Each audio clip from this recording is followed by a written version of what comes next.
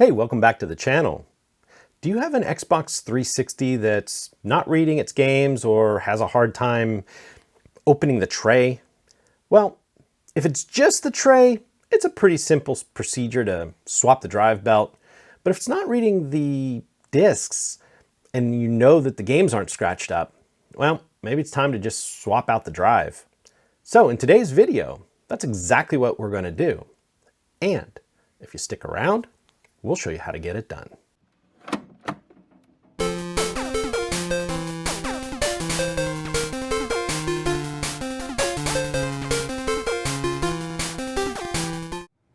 All right, on the bench today, we have an Xbox 360. And I know we haven't looked at too many of these, and it's partly because the value of the 360 isn't very high, and I don't like to do a lot of work on them just because it will quickly approach the price of a working used console. And of course, I know there's a lot of videos out there with how to solve the red ring of death and all that kind of stuff. And personally, I just won't even work on them because any repair out there at best is a Band-Aid. And I hate to charge people for work knowing very well that it probably is going to fail shortly after the repair is done. Even Microsoft knew that they had issues with the first gen or the fat 360s. So this one came into me today. It said that it was having a hard time reading discs, and the drawer wasn't ejecting properly. And that's kind of a common problem right now with all the early tray-based machines. There's a little rubber drive belt in them that's starting to dry out, wear out, and they just won't open. But I have been fortunate enough to be able to come into a small pile of essentially good used and maybe new drives for these. So we're going to go ahead and look at what it takes to do this. Now, getting into the 360 is a bit fiddly and it's not real straightforward, but it's not impossible either. I normally just use a pick like that and a hobby knife like that. And you can get the shell off without too many problems. The big problem is with the drive itself. Of course, Microsoft's not the only one that did this. Sony also has serialized parts. And what that means is that the bias in this drive needs to match the bias in this Xbox. So the actual circuit board that's in this drive will have to come out and we have to swap them between the two. So let's go ahead and get into this. And you're going to see me fumbling and fiddling, and just because this one's not very easy or pretty to get into. I'd love to say, hey, this one's never even been popped before. The tape's still good. I'd love to say I know the trick and how to do this, but the reality is there's no trick. You just got to know where the clips are. And of course, they're not easy to find, especially this back one.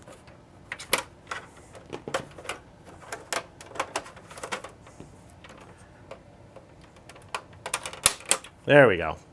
I guess there is one trick. What you have to do, most of the time they will lift, but if you pull them real hard, you wind up breaking them. If you look here, you got two sealed holes, and they're on either side of this, and you can just push right down into them. Same thing here. You have these sealed ones, and if you push down into that area, you wind up pushing on the pin, and it'll come out. Let's go ahead and put this drive aside. I don't want to mess up the next thing we're working on, so we'll just set that over there. All right, same thing for the bottom. Should be right in there, right in there, right in there. And you can see the solid holes. Use a pick, just kind of pop into them, and that cover will come off without damage. All right, so now this. I'll go ahead and cut our sticker. It's very unusual to get into one of these that's never been into before. I like to separate the front, and that puts a little pressure on the back. And of course, you can see the dust coming out of it. So I think I'm going to put these on. Now, if you look, they're not easy to see. We've got these little slots, and of course we're probably out of focus because I'm too close to my camera up top. What you're going to wind up doing, you can start on either side, honestly. There's just a little, if you keep pressure on the shell, when you push that in, you'll hear a click. You'll hear a click. You'll hear a click. Click. Click. And it'll open up without damage. Just keep tension on it. Click. Click. And we're apart. None of the tabs are broke. No damage. All right. I don't know what that's all about. One of the little plastic bits broke. We'll just toss it. Now, there's no good way to do this, and there's a lot of screws, and my other electric screwdriver just gave up recently. So you can see we have it on a clutch. So let's just go ahead and get all these screws out.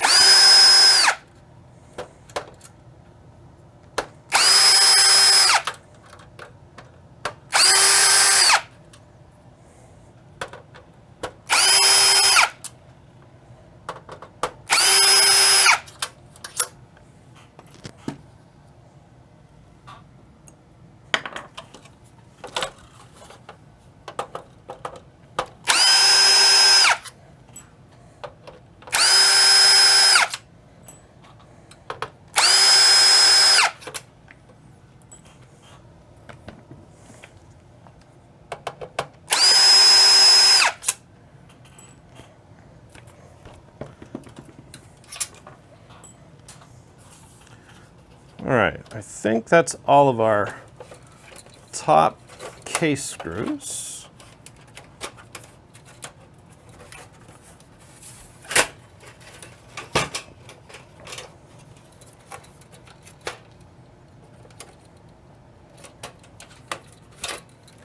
Go ahead and get our eject button off. And there's no good way to do this one either. There we go. That's what was holding us. All right, so we're in where our drive's at. And yeah, this thing's never been apart.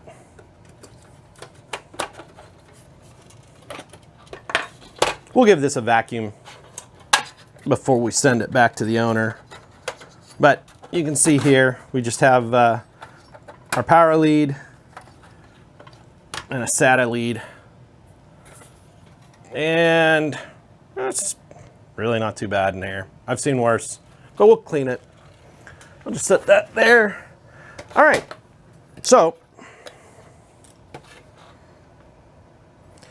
like I said, we can't, now if we wanted to change just the belt, if it was still reading discs, we could get it to pop open. I did a video on changing the belt on a OG Xbox, and matter of fact, I'll link it up here, and it's the same procedure. Once the drive's open, you can get to the belt through the oval on the drive. But in this case, we know the laser's questionable. I'm going to set that aside. So we can cut our warranty tape.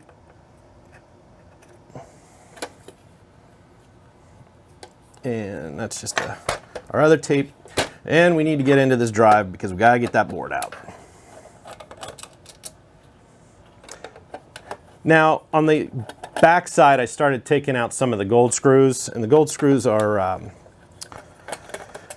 the holding points for some of the other board parts. And in our case, we really didn't need to start taking them out. So all you need to do is take out the long silver ones because it holds the shell to the other side of the chassis.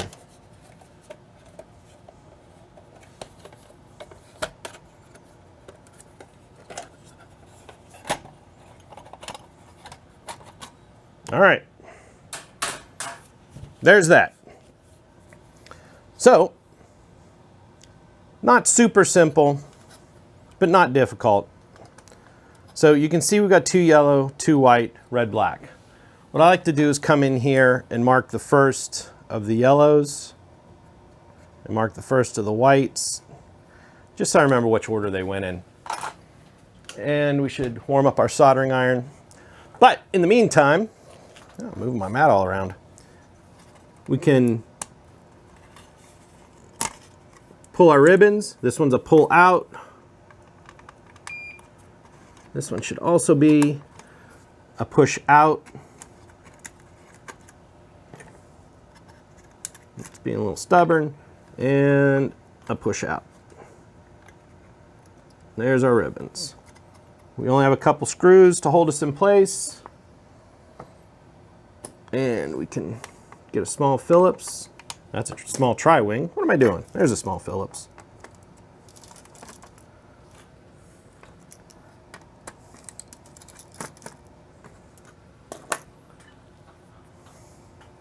Our iron's warm.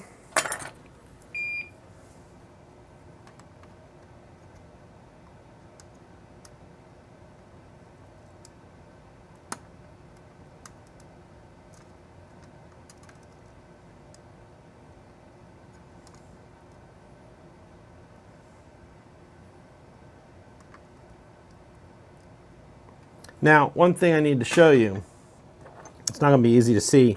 This actually says load positive on this edge and load, but as you saw when we removed them, it was red and black. So when you put them back together, don't switch them.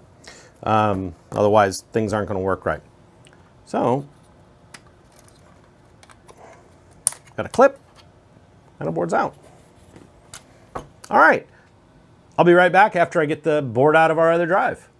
All right, I get the board out of our donor or our new drive, and I've actually made this mistake in the past. I always mark the original board somehow. You can see here I just put a little X on the main chip there. So you don't want to confuse them, otherwise you put it back together and then it still won't read the drive. And you'll know that you messed up because you'll put it back together, you'll test it, and it'll start to read the disk. You'll hear it spin up and spool up just fine, and then it'll come up with an error saying that the drive or the disk isn't recognized. So yeah, it's honestly not a very nice thing that Microsoft has done in the attempt to keep us from repairing things. So anyway, so here's our board, and you know, we can just put it back together. You know, get your wires out of the way. You got the one clip here.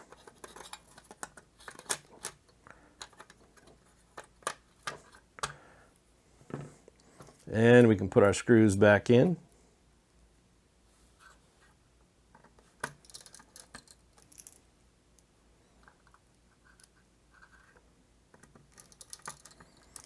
And we can put our cables back on.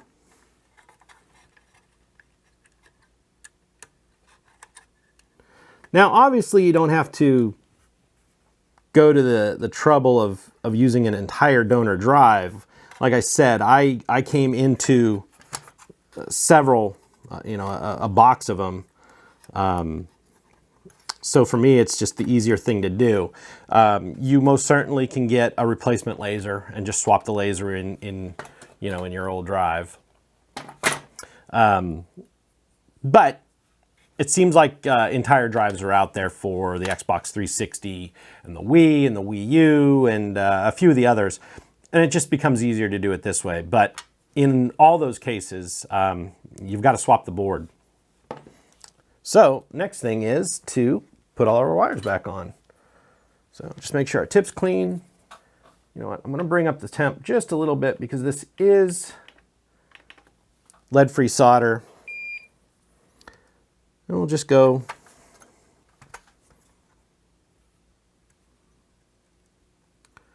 from this side first.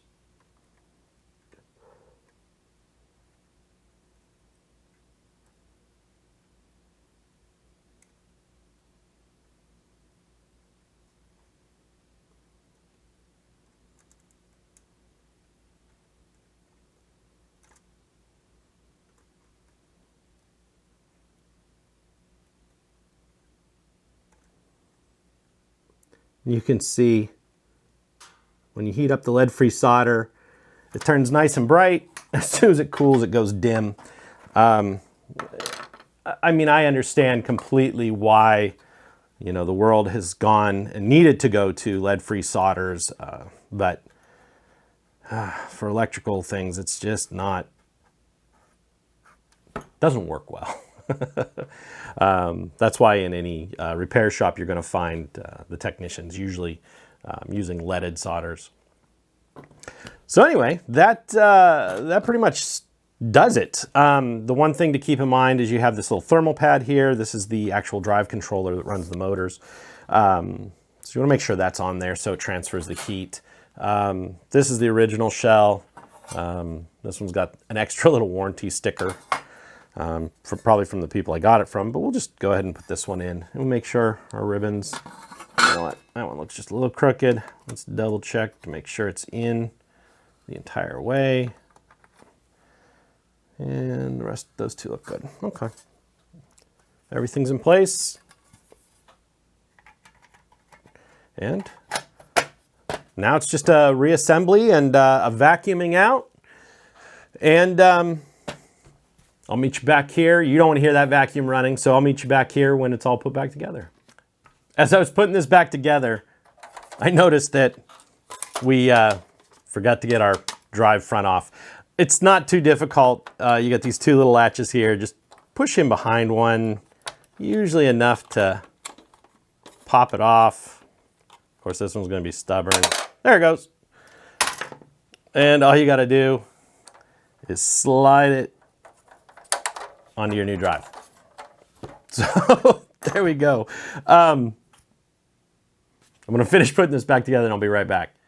All right, we're all back together. I had to actually go and find the proper plug for this one. Xbox 360s, there's actually four different plugs. There's one that looks exactly like this, but there's not a center pin down inside.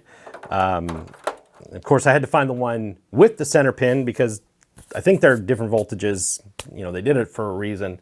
And of course, there's a brick with, two plugs. And there's one with one big fat plug also. So anyway, I had to get my 360 controller. So let's see what we got. HDMI, turn this on, and that's Xbox One. That's OG Xbox. That's PlayStation 3. Oh, there we go. 360 game.